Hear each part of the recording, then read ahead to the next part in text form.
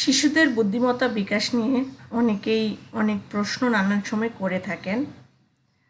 আমি আজ শিশুদের বুদ্ধিমত্তা বিকাশ নিয়ে দু চার কথা বলবো। 1 থেকে 2 বছর শিশুদের বুদ্ধিমত্তা বিকাশের অন্যতম সময়। এ সময় শারীরিক বিকাশ হয়। শারীরিক বিকাশের মধ্যে কয়েকটি বিষয় খুবই গুরুত্বপূর্ণ, যেমন হাঁটা, চলাফেরা, মোটর স্কিল, বৌদ্ধিক বিকাশ, সমস্যা সমাধান করা। এরপরে ঘটে সামাজিক বিকাশ, তারা স্বাধীনতা চায়, সহমর্মিতা চায়।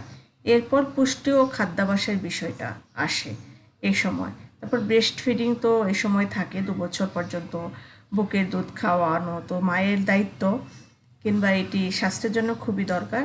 এরপর তো নিরাপত্তা, এই বয়সে নিরাপত্তা খুব জরুরি।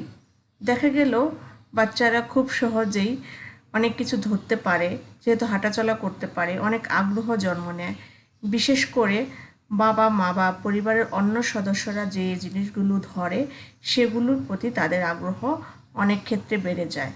অনেক সময় দেখা যায় বিদ্যুতের তার হাত দেওয়া, কিংবা মাল্টিপ্লাগের ভেতর হাত ঢুকিয়ে দেওয়া, চার্জার ঢুকিয়ে দেওয়া, এসব চেষ্টা তারা করে।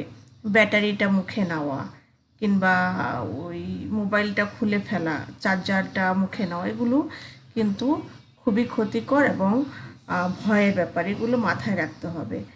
তারপরে এই সময় সবচেয়ে গুরুত্বপূর্ণ বলে আমার মনে হয়, অনেকগুলো কেস স্টাডি করে যেটা দেখেছি, এই সময় পানি, বাচ্চাদের পানির প্রতি খুবই আগ্রহ জন্ম নেয়, তারা শুধু পানিতেই থাকতে চায়।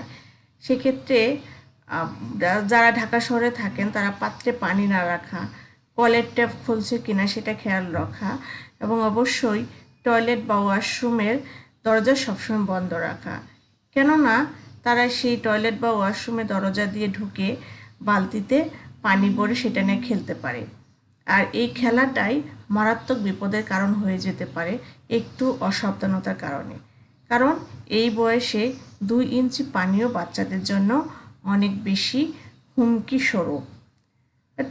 টয়লেটের বিষয়টা এই বিষয়ে ট্রেনিংয়ের বিষয় থাকে, এটি বাবা মা ট্রেনিং করালেই হয়। তারপর কিছু রুটিন অবশ্যই এই ছোট বয়স থেকে মেনটেন করা, খাবার, ঘুম, গোসল, এগুলো মেনটেন করে চললে শিশুর শারীরিক বুদ্ধিমত্তা বিকাশ খুব সহজ সাবলীলভাবে হয়, যেটা প্রত্যেক পরিবারের বাবা মা সহ যারাই থাকেন তাদের শুধু দায়িত্ব নয়, এটি রুটিন মাফিক কাজও।